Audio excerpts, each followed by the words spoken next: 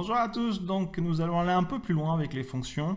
Les fonctions ont ce qu'on appelle une valeur de retour qui permet de simplifier leur fonctionnement et qui est très utile. Donc allons découvrir ça tout de suite. Donc voilà, j'ai refait le code qu'on avait un peu tout à l'heure en le simplifiant, donc on le reparcourt ensemble pour mémoire. Donc on déclare deux variables, donc pour déclarer on utilise le mot-clé const, ensuite on met le nom de la variable et on lui fait une assignation, et là on a mis à number1 20 comme valeur et à number2 on a mis 50. Ensuite, on a une fonction addition qui prend en paramètres param1 et param2 et qui fait un console log, donc qui affiche dans la console la somme de param1 et param2. Et la même chose avec soustraction qui affiche la soustraction de param1 et param2. Et après, en dessous ici, on appelle addition et on appelle soustraction et le résultat s'affiche ici. Voilà. L'addition de 50 et 20 fait 70, la soustraction de 20 et de 50 fait moins 30. Donc tout est bon. Par contre, il y a un truc qui n'est pas bien, c'est qu'on répète console log deux fois, parce que console log, qu'est-ce que c'est? C'est une fonction qui nous vient du système. Donc maintenant, on va utiliser la fameuse valeur de retour, donc qui est un mot-clé qui s'appelle return. Donc ça veut dire retourne quelque chose. Fonction, exécute-toi, donc la fonction commence à s'exécuter ici, et quand elle arrive à la valeur de retour, elle va renvoyer une valeur. Donc là, j'ai écrit param1 plus param2. Voilà.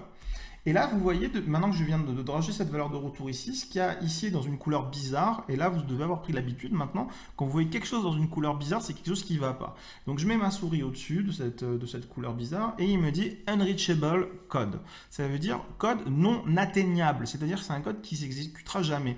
Alors, pourquoi ce code ne s'exécute pas? Parce que quand il y a une valeur de retour, quand il y a un return, la fonction s'arrête à ce moment-là. Donc tout ce qu'il y a après un return, c'est jamais joué, donc ça sert à rien de le mettre.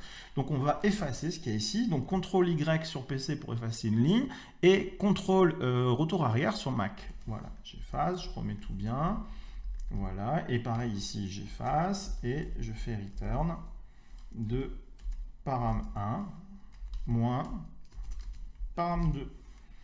Voilà. Mais maintenant, du coup, quand j'appelle addition et soustraction, ça ne va plus s'afficher.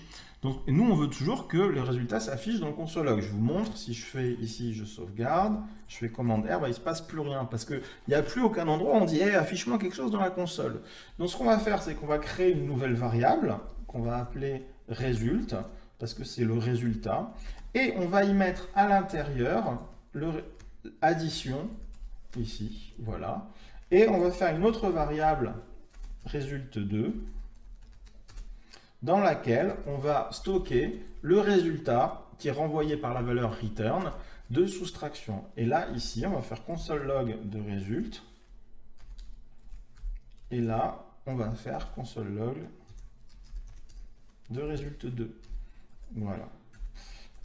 Si vous voulez, donc, on définit deux valeurs de départ, on définit deux fonctions, et on va prendre la valeur de retour qu'il y a dans addition qu'on obtient grâce à return, et on va le stocker dans result. Ensuite, on prend la valeur de retour qu'il y a dans soustraction, et on le stocke dans result2, et ensuite on affiche console log de result et de result2.